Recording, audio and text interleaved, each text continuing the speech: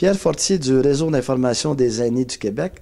Aujourd'hui, notre entrevue, c'est avec Jacqueline Caillouette, une dame qui s'intéresse beaucoup à l'écriture.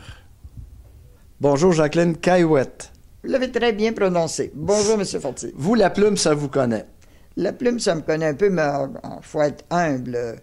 Je suis une écrivailleuse, pas une écrivaine.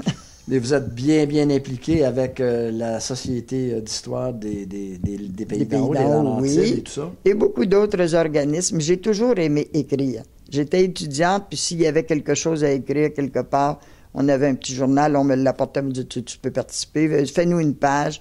Puis comme je suis pas gauche, de ma main droite, le dessin, ça me connaît. Alors, on voulait agrémenter une page, on m'apportait la feuille. Fais-nous donc ça. Bon, alors, je disais toujours oui, j'aimais ça. Et vous avez écrit un livre sur l'histoire de votre vie? Oui, on a écrit notre autobiographie, mon mari et moi. C'est un livre, c'est pas de la coécriture, c'est chacun notre partie. Moi, j'ai écrit ma partie, lui a écrit la sienne, et ensuite, le couple se raconte. On a déjà 60 ans de vie commune.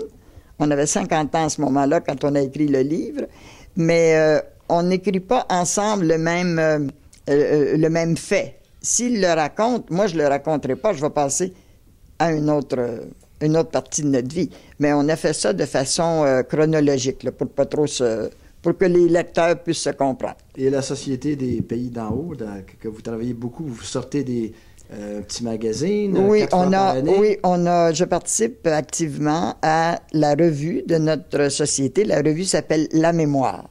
Et ça couvre quand même tout le secteur des Laurentides, donc beaucoup de villages qui ont beaucoup d'histoires à raconter. Vous partez de...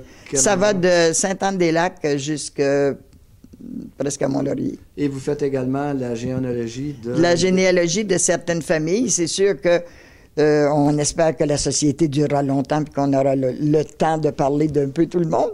Mais on parle surtout des pionniers et on essaie aussi de parler de ces grandes familles-là qui restent encore dans nos villages. J'habite Saint-Sauveur, c'est un village de touristes, mais il y a encore 50 ans, c'était un petit village agricole, Saint-Sauveur. Alors, toutes ces transformations-là, c'est intéressant quand même d'en faire part à nos membres. Et vous êtes très active également, vous êtes impliqué avec l'Église à Saint-Sauveur? Oui. Avec les dames fermières, parce que j'ai toujours aimé tirer l'aiguille, j'ai fait de la courte pointe. Je donnais des cours de courte pointe. J'ai même donné des cours de comment j'écris ma vie. Pendant 2 ans, j'avais des ateliers et beaucoup de mon groupe ont publié leur biographie aussi. Alors, si les gens veulent recevoir effectivement les résumés de votre Société de généalogie des pays d'en haut, comment ils procèdent? Ils s'adressent à la Société d'histoire et de généalogie des pays d'en haut en passant par le numéro de la ville de Saint-Sauveur. OK. 227-2669. 227-2669. Oui. Ben, c'est gentil. Merci beaucoup, Mme Caillouette. Faut jamais lâcher. Les vieux, là, ça devrait jamais rester inactif. Ça sait trop de choses, ça a trop vu de choses pour ne pas le laisser connaître aux enfants et aux petits-enfants. Des bons conseils. Merci beaucoup. Ben, ça m'a fait plaisir.